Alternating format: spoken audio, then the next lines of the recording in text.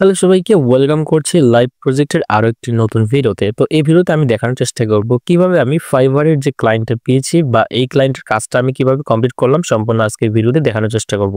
এই ক্লায়েন্টটা ছিল মূলত ফেসবুক অ্যাডস এর জন্য এবং তার মূলত লিড কালেক্ট করতে হয়েছে বা মেবি হবে আর কি লিড কালেক্ট করতে। তো সেই ক্যাম্পেইনটা কিভাবে তৈরি করলাম অথবা তার ক্যাম্পেইনের জন্য আমি কয়টা অ্যাড গ্রুপ বা অ্যাড সেট অ্যাড গ্রুপ তো না অ্যাড সেট এবং অ্যাড কয়টা তৈরি করলাম। তো এখান থেকে আমরা যদি ফাইবার ড্যাশবোর্ডে এখন আছি এই মুহূর্তে, তো এখান থেকে জাস্ট অর্ডার স্ট্যাটাস যে পেজটা এটা দেখতে পাচ্ছি। এর পাশাপাশি আমি যদি আমাদের পরবর্তী যে আমাদের অ্যাডস ম্যানেজার অ্যাকাউন্টটা যেটা ফেসবুক অ্যাডস ম্যানেজার এখানে আসলাম। তো এখানে আসার আগে কিন্তু আমি ক্যাম্পেইনটা সেট আপ করার আগে ইনস্ট্যান্ট ফর্ম একটা তৈরি করছিলাম এবং ক্লায়েন্ট কিন্তু আমাকে তার অ্যাড কপি দিয়ে দিয়েছিল এবং তার যে ফর্মটা হবে সেটারও সম্পূর্ণ মানে ইনফরমেশন গুলো সে আমাকে দিয়েছিল। তো আমি কিভাবে ফর্মটা তৈরি করলাম এটা প্রথমত দেখি। আর দেখেন ক্লায়েন্ট কিন্তু এখানে তার ক্যাম্পেইনের বাজেটগুলো অনেকগুলো স্পেন্ডিং করে, ঠিক আছে, কিন্তু আমাদেরকে হায়ার করে খুব লো প্রাইসে। যাই হোক, লো প্রাইসে আমাদের সার্ভিসগুলো সেল না করা এটাই বেস্ট হবে আশা করি।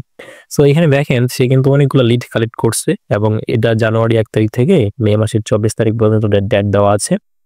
এর পাশাপাশি অনেকগুলো ক্যাম্পেইন রান করা হয়, সেগুলো থেকে খুব একটা লিড আসে না, মেবি এটা থেকেই বেশি লিড আসে এবং এটা এখনো অ্যাক্টিভ আছে ক্যাম্পেইনটা। তো আমি এই ক্যাম্পেইনটা তৈরি করছিলাম যেটা কিনা কনক্রিটস লিডস ক্যাম্পেইন। তো এখান থেকে আমি আসার পরে ক্যাম্পেইন একটা এবং আমি এখান থেকে অ্যাড সেট 2টা করছিলাম এবং 2টা অ্যাড। তো এখান থেকে আমি দেখিয়ে দিচ্ছি এখান থেকে যে আমি কিভাবে লিড ফর্ম বা ইনস্ট্যান্ট যে ফর্মটা আছে, ঠিক আছে, অনেকে ওয়েবসাইটের মধ্যে তারা করে। তো এখান থেকে মেবি ফেসবুকের যে একটা ফর্ম আছে এটা থেকেই করা হয়েছিল এটা। সো এই মুহূর্তে আমি ফর্মটা দিয়ে আসছি এবং এখানে আসার পরে আমি যদি একটু নিচে চলে যাই তাহলে আমরা এখান থেকে ফর্মের যে বিষয়টা এটা আমরা পুরোপুরি দেখতে পাবো। এই তো তো এখান থেকে প্রথম স্টেপে যে বিষয়গুলো থাকে, কোন কোন টাইপের সার্ভিস নেবে বা তার যে ক্লায়েন্ট আছে তারা কি ধরনের সার্ভিস পছন্দ করবে না করবে সম্পূর্ণ এখানে আছে। এটা হচ্ছে ফার্স্ট স্টেপ, ঠিক আছে। তো ফার্স্ট স্টেপের পরে আমি যদি নেক্সট ক্লিক করি তাহলে দ্বিতীয় স্টেপ হচ্ছে তার প্রজেক্টটা বা সে কতদিনে কি করবে এই সম্পর্কে এখানে বলা আছে, ঠিক আছে। উইথ 1 to 2 উইকস অথবা ইন 3 অথবা 6 উইকস। এরপরে হচ্ছে থার্ড স্টেপে আমরা দেখতে পাই যে তার কি প্রয়োজন আছে, ইয়েস অর নো, সে যেটা প্রয়োজনীয়তা মনে করে আর কি। এরপরে আমরা যদি নেক্সটে যাই আবারও, তো এখান থেকে আরো বেশ কয়েকটা অপশন আছে। দেন এখান থেকে আরো যে অপশনগুলো সে আসলে কি কি তার ইনফরমেশন কালেক্ট করতে চাচ্ছে, এখানে প্রথমে ফুল নেম, তারপরে সিটি, এর পাশাপাশি ইমেলটা কালেক্ট করতে যাচ্ছে। এবং লাস্ট স্টেপে আমরা যদি চলে যাই তাহলে এখান থেকে এগুলো কালেক্ট করার পরে পলিসি পেজ নামে একটা পেজ থাকে।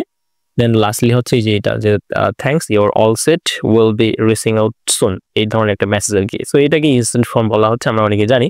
তো এটা আমি তৈরি করছিলাম, সেটা অবশ্যই ক্লায়েন্টের রিকোয়ারমেন্টস অনুযায়ী সে তার রিকোয়ারমেন্টস এবং অ্যাড কপি সবই দিয়েছিল এবং অ্যাডের যে ইমেজটা সেটাও আমাকে প্রোভাইড করছিল গুগল ড্রাইভের মাধ্যমে।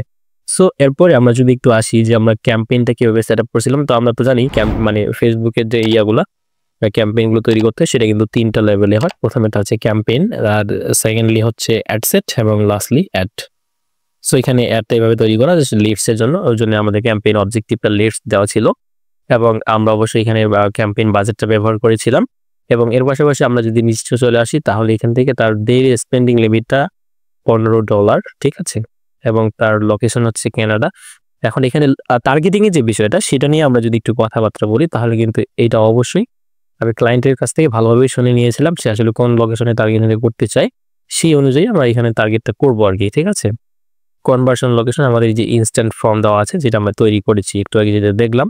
এরপরে আমরা যদি নিচে চলে আসি এখানে পেজ সিলেক্ট করতে হয়, এটা তো আমরা অনেকে জানি। আর পারফরমেন্স গোল হচ্ছে ম্যাক্সিমাইজ নাম্বার অফ কনভার্সন বা লিড, ঠিক আছে।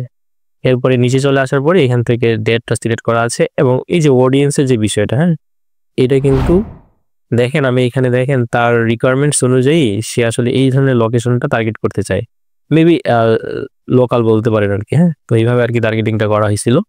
এরপরে আর এখানে তেমন কিছু নাই, আমরা যদি অ্যাড সেকশনে চলে যাই তো অ্যাড সেকশনে যাওয়ার পরে এখান থেকে আমরা ফর্মটা দেখতে পাচ্ছি। আমরা যদি একটু উপরে আসি তাহলে এখানে সিঙ্গেল ইমেজ অর ভিডিও এবং উপরে তো তেমন কিছু নাই, আমরা সচরাচর প্রত্যেকের নাম আমাদের নিজের মতো করে কাস্টমাইজ করতে পারি আর কি।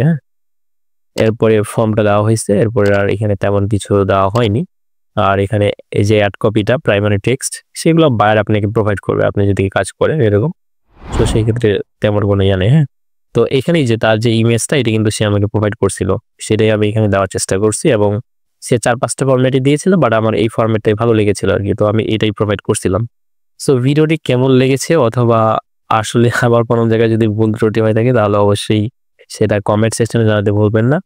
পরবর্তী আরো এই ধরনের ভিডিও পেতে অবশ্যই চ্যানেলটি সাবস্ক্রাইব করতে ভুলবেন না। আর ভিডিওটি ভালো লাগলে লাইক, কমেন্টস তো অবশ্যই করবেন। ধন্যবাদ সবাইকে।